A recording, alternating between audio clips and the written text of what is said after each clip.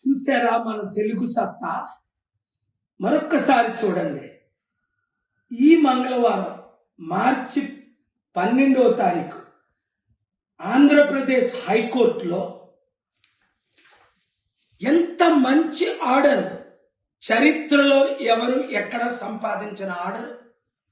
Election కమిషన్కి మన Andhra Pradesh high court నేను వాదించగానే ఆర్డర్ చేశారు. ఏమని? మేలో ఎలక్షన్ జరపండి. ఇదిగోండి ఫస్ట్ ప్రేయర్, మరోసారి మీరు చూడండి. అందరూ అక్కడ ఫస్ట్ ప్రేయర్, మేలో ఎలక్షన్ జరపండి, కౌంటింగ్ వెంటనే చెయ్యండి. గత 3 ఎలక్షన్లు మీరు చూడండి, 10 ఎలక్షన్లు చూడండి. ఏప్రిల్లో ఎలక్షను, 35-40 రోజుల తర్వాత కౌంటింగ్. ఇది ఎవ్వరు సాధించలేరు అని సీనియర్ లాయర్లు, ఈవెన్ నాకు తెలిసిన జడ్జిలు కూడా చెప్పారు.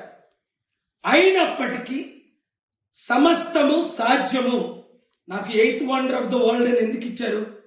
ప్రపంచంలో ఎవరికి 747 లేవు. నేను సాధించానా లేదా?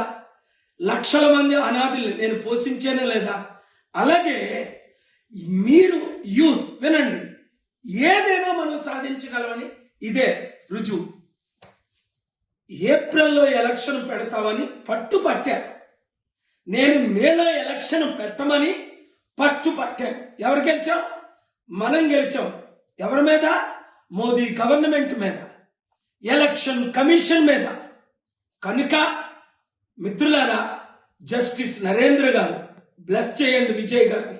కోర్టు 17 వారు ఎంత మంచి ఆర్డర్ ఇచ్చి ఎలక్షన్ కమిషనర్కి, అలాగే ఇంకా మీడియా ప్రకటించట్లేదు. మీడియా మిత్రులందరూ మన తెలుగు సత్తా.